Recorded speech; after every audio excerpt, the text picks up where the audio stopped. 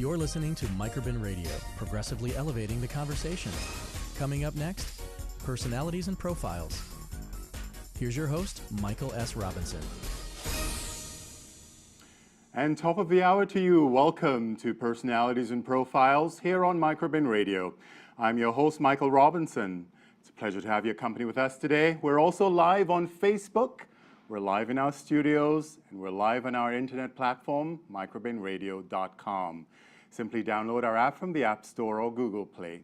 Remember, podcasts of this and prior shows are available on our website, microbinradio.com, SoundCloud, and iTunes.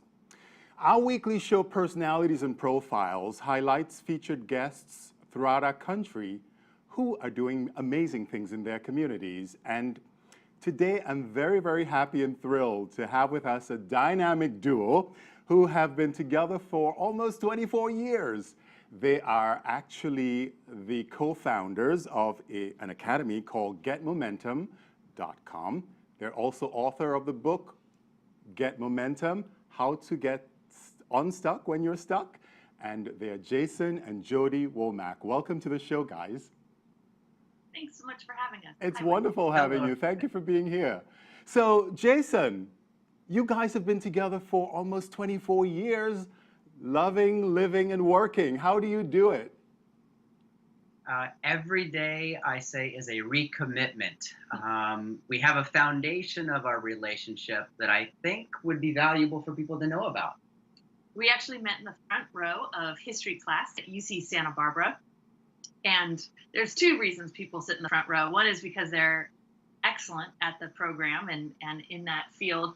And the other is if they're not and they know they need to pay attention and be in that front row. So we met. I asked Jason if I could borrow his notes, and he said no. Uh-oh. And that was sort of the beginning of our relationship of working together well and having this high level of integrity. So we've been writing and editing ever since. So how did the no become a yes? Because that's fascinating, right?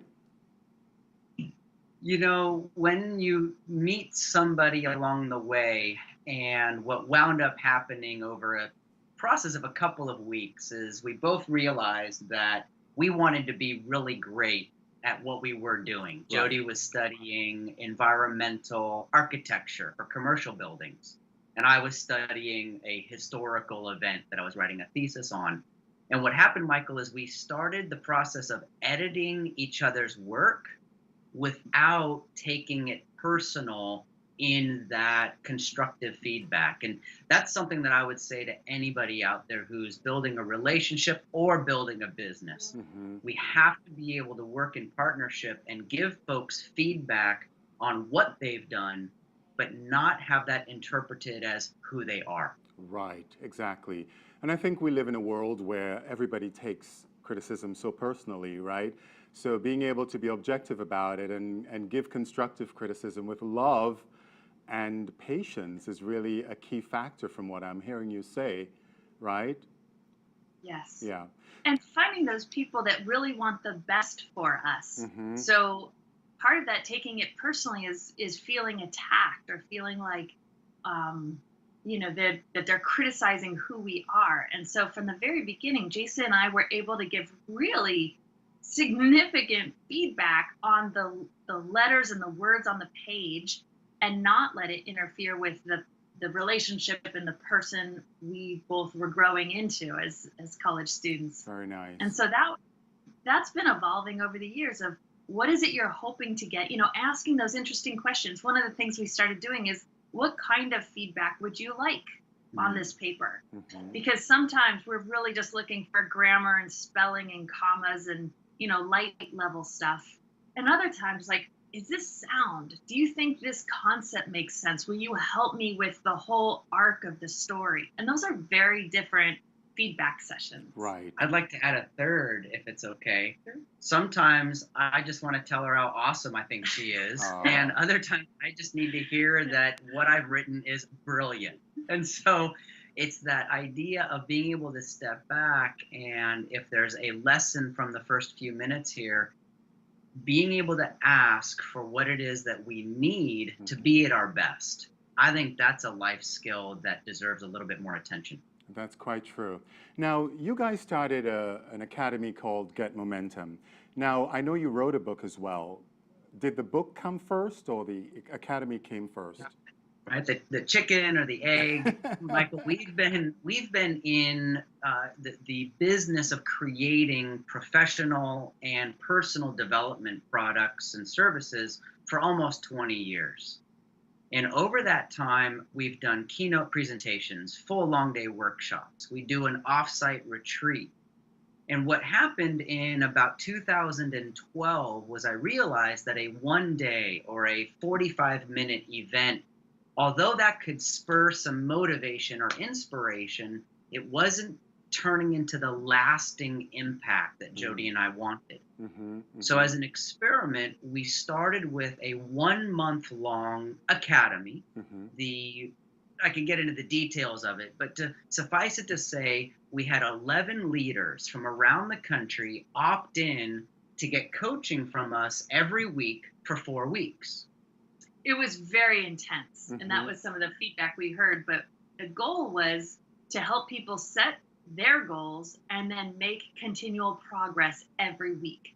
So that concept, when we did the exit interviews, every single person used that word momentum. I got momentum. I want to make sure to keep this momentum. And so that's where that term came from, because people were so self-motivated and excited because they were seeing progress.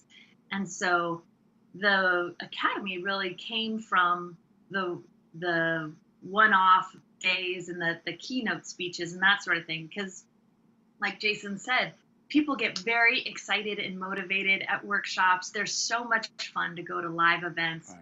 But what happens typically is people go back to their office, back to their home, and they're back in their regular routines. They don't have any of the skills or tools they need to make lasting change. Yeah, and so the academy lets people have this continual support throughout the year so that that change actually happens. Sure. Because if you remember the shows that we've had before, we were trying to give people tools, right, to enable them to move forward with their lives in a way that is progressive, you know. So it's one thing to learn something today, but how do you apply that consistently throughout the year or the next 10 years of your life? So being able to have sort of like an infrastructure like yours certainly helps people, you know, in terms of staying on track and moving forward with their lives. Now, for somebody who is listening to us today, how do you go about, without giving out too much of your information, how do you go about helping people stay on track? For me, focus, energy, and time are the magic triangle of any kind of personal or professional development. And it really does begin with focus. Michael, we live in an environment, we live in a world that everything is vying for our attention. And I like to take a quote from Steve Jobs, who says, you know, focus is not really a matter of trying to keep your eyes on everything, but it's identifying what to say no to. What are we not going to do? And so I encourage people at the very front set, if you want to make some kind of a change, if you want to make some kind of a development, first focus in on yes and no. Everybody I know, Michael, makes a to-do list. Most people I know make a to-do list. Yes. I encourage people at the start of their day, for the next 24 hours, make a secondary list. What am I not going to focus on today? Meaning, if I know that there's something on my mind, but quite frankly, I am so overwhelmed, I am so full already, I actually put that on a secondary list and say, look at Jason, for today, we'll reevaluate tomorrow. Let's not think about or focus on these 2, 4, 6 things. The second one I mentioned is energy.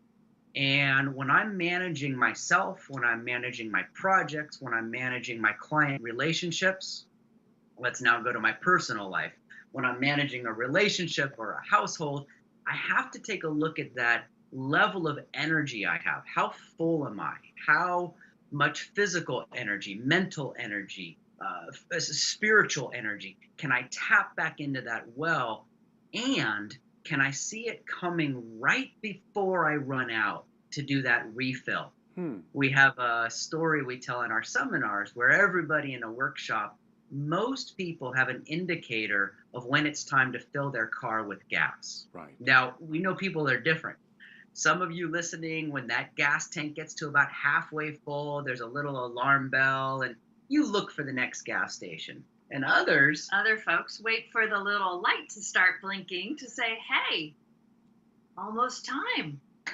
The same is true with our physical, mental, emotional, and even spiritual energy. Right. I want to get to that point where right before I run out, whatever that means to me, I need to refill up.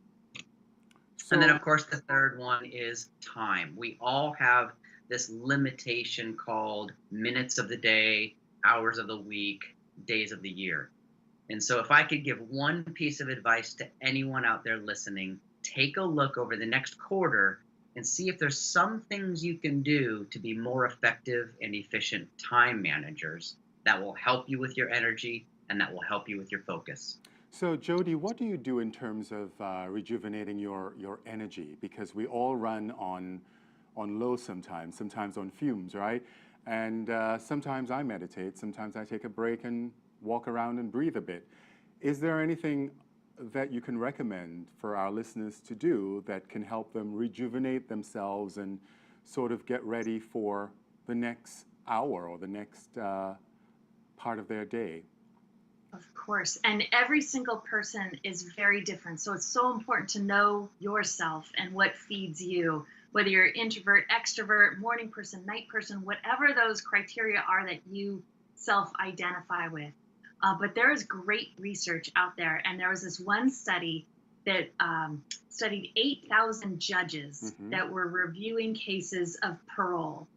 And over the course of 3 months, they followed these judges on how they ruled, whether people got parole and were set free or were not. And what was so fascinating, and I love this because judges tend to self-identify as being rigorous and above those everyday criteria of self-care, whether they're tired or hungry or rested or not. You know, I think they would say, oh no, I am fair and just and my decisions are based on the rule of law. But actually what they found was immediately after the judges had taken a break, a meal break, whether it was late breakfast, lunch, or an afternoon snack break, immediately after those breaks, there was a 65% chance that the person may receive parole.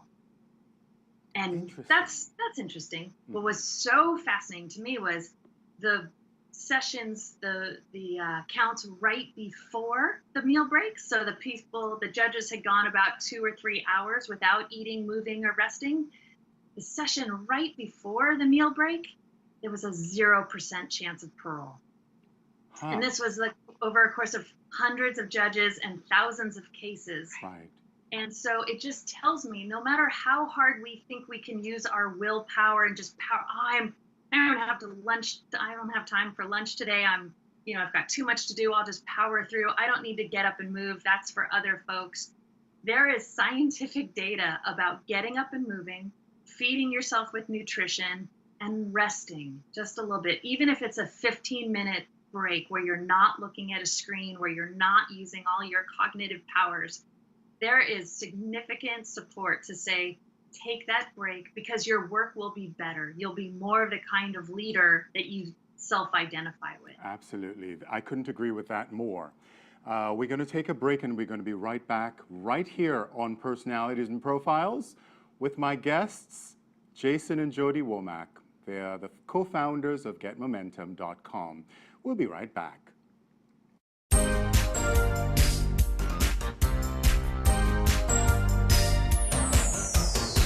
You're listening to Personalities and Profiles here on Microbin Radio, progressively elevating the conversation. Your daughter is having trouble learning French. Do you A, hire a tutor? Bonjour.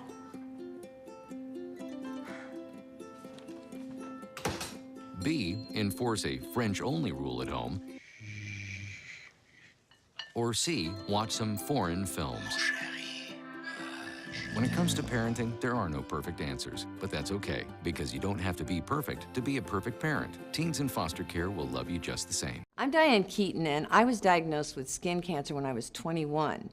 But, it didn't seem like a big deal to me. And then it happened again and again. And finally, I got the drift and I started wearing sunblock, duh.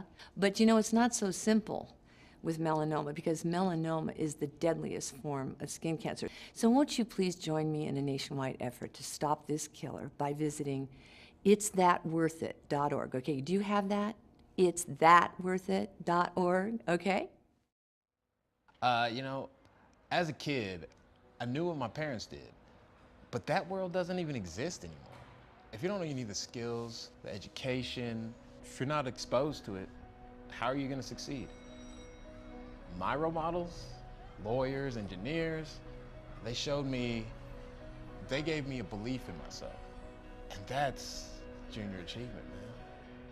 What can I say? Volunteer. Change your world. So there you are, shuffling through a stack of resumes, and you come to mine. This is it, first impression, my way in. But can my resume show you how I truly stand out? Like that I was studying, going to night school while working 2 jobs just to help my parents pay for groceries. Or being the first one to always step up. No, that's something you just can't put on paper. Look beyond the resume and discover new ways to develop great talent that is dedicated, hardworking, and determined like me. They said I have troll teeth. That my voice sounded like a possessed baby doll. That no one would ever love someone as stupid as me. That I was fat, ugly. Disgusting. The effect of bullying is potent. We will no longer be the silent majority. Now, when you see online bullying, there's something you can do about it. We're gonna take action with the I. I am a witness. I am a witness. I am a witness. I am a witness. I am a witness, and so are you.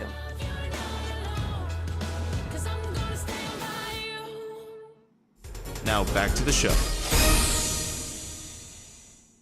Hi there, welcome back to Personalities and Profiles here on Microbin Radio.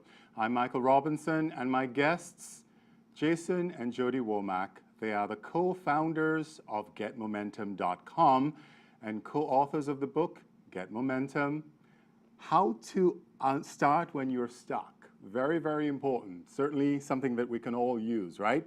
Follow us on Twitter at microbinradio.com.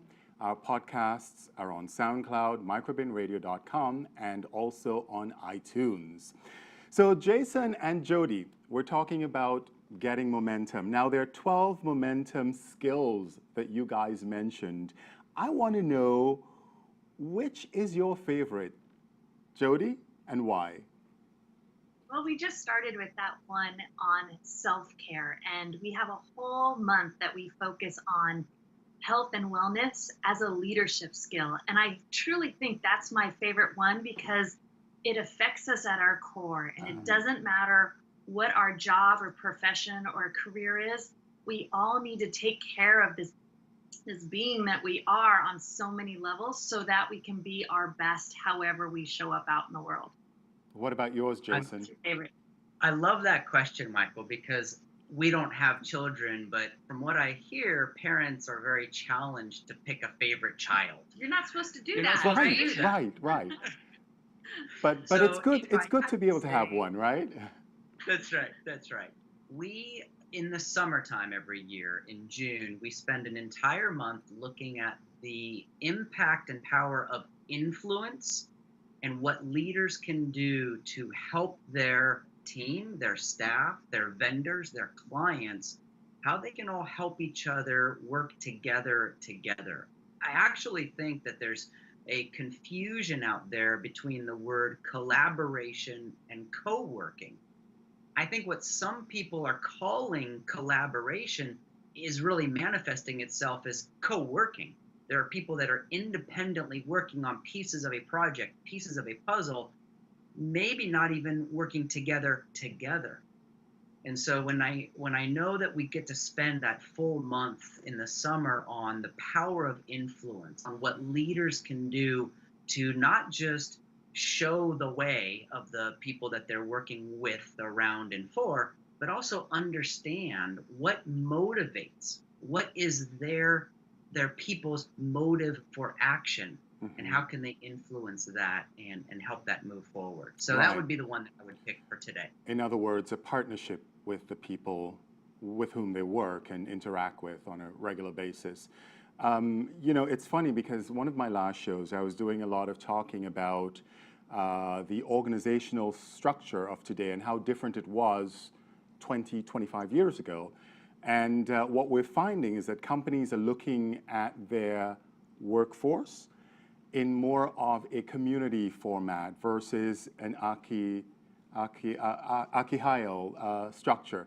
So one of the things that I think happens on a regular basis is that companies are finding that when people collaborate or work in partnership, their organizations are more productive, their product better quality, and their customers happier people. So it's very interesting that you mentioned that, because I really believe that that's something that's very important in terms of the modern workforce that we're seeing out there, the modern workplace that is evolving, you know, beneath our feet. So tell me, what should someone who is listening to us do, who feels that their organization or their structure isn't as pristine as you would like or as you recommend? What should they do to move in that direction? It's a great prompt, Michael, and I appreciate you sharing that story right before, because I did have a comment on it, and that comment is, people do business with people they like, and people like people they trust. And if I could give one, I'm going to do it. If I could give one piece of advice for people looking at the next 6 to 12 to 24 months, if you can put yourself in a position to ask for help sooner from a community who is willing to support you, you're going to drive leaps and bounds. And so that would be the segue, Michael, into what I would suggest someone who feels stuck. And by the way, stuck doesn't mean things are bad. It doesn't mean things are wrong. In fact, if we get to share a cup of coffee or go for a long walk, I'll find anybody that I get to spend time with, they're stuck in one of two places. Either there's a back burner project that they've either convinced themselves they don't have time to work on, or for whatever reason they're putting on hold, or there's a change that they want to make. Now, even to answer that question, it requires one thing, Michael. To answer the question, what should someone do to get started? They have to have some kind of a discrepancy between how things were and how things could be. So my first piece of advice, take out a notebook, take out your favorite pen, and over 200 to 400 words, write down a vision of what you think could be. Very good point, actually.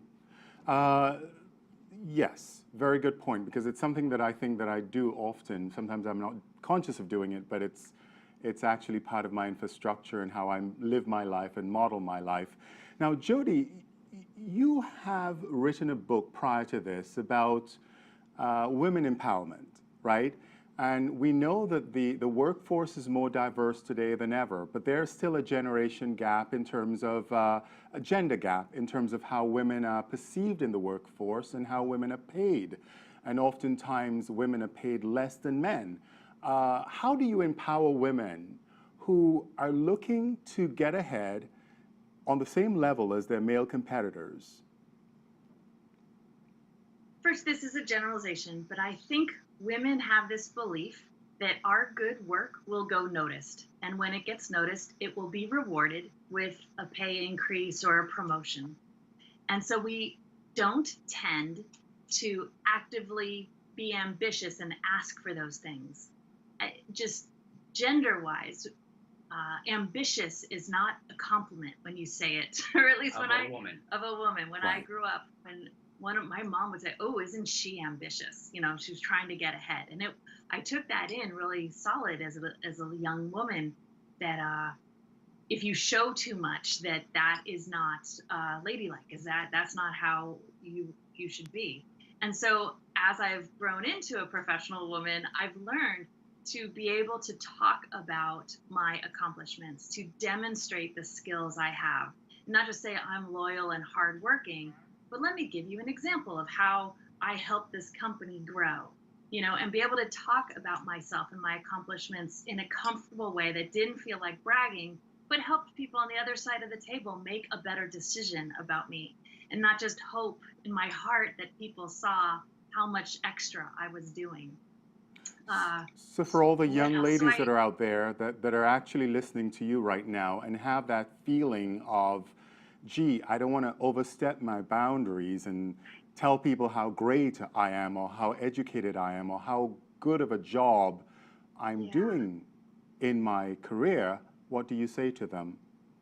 It's a stretch. And so if you think about it, as young women, we weren't traditionally taught to go out and ask people out on dates. Our job was to wait to be asked. And I know times are changing. I may be dating myself here quite a bit, but that act of initiating, asking for things that you want is actually a skill. And the more you practice it, the more you get resilient to hearing no or not right now. That's actually a great professional skill to have. So whether you're asking for a promotion, you're asking for some new responsibilities, you're asking for something big in life that you want, start with little things. And I always encourage people to go to networking events together and to do that, because you'll hear what other people have to say about you. And so if talking about yourself isn't comfortable yet, go with someone you know and trust and practice introducing one another. I think it's a great buddy system to have. Number one, if you promise a friend that you're both going to an event, you're more likely to show up, right? Because you've given your word and you have that inner integrity that you do what you say. Right. And secondly, you could perhaps say, oh, this is my friend Jason, and he's so amazing at helping people with their personal productivity and leadership skills. Let me tell you a little bit about him. And it'll help you learn how to talk about somebody's skills and accomplishments. And when someone's talking about you, you'll get to hear those key words that people really value. And then you can start practicing on doing that for yourself. Right. So Jason, as a man, we're talking about gender gaps, and it's something that is big on my thought pattern, because I think that we're still living in a world where there is a disproportion in terms of pay where women are concerned compared to men. How should a woman handle that situation if she's on a job and she knows that her male counterpart is being paid 10 or 20% more while doing the same job? How should that be handled? You know, Michael, it goes back to something that we were sharing at the beginning of this conversation when it comes to focus and energy and time. Now, this is coming from a male's perspective with very little personal experience in that question you just asked. But here would be my advice, and this would go for men and for women.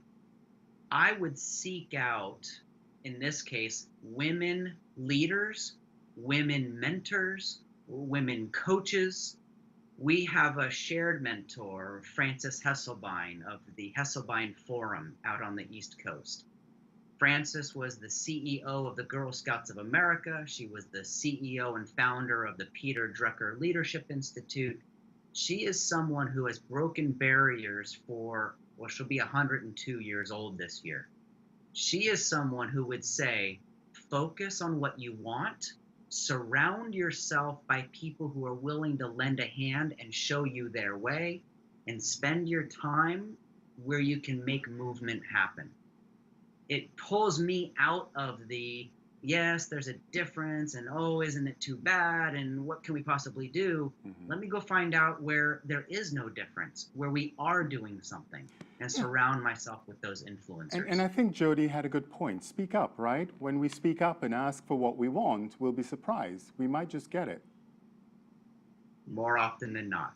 Well, thank you guys for being with me today. It's a pleasure having your company with us. To Jason and Jodi Womack, my best to you, and thank you for being on Personalities and Profiles. Thank you. Absolutely. We've come to the end of Personalities and Profiles here on Microbin Radio. I'm Michael Robinson. Follow us on microbinradio.com daily. You can download our app from the App Store or Google Play. I'm Michael Robinson. Be well. This program is sponsored by Microbin Incorporated.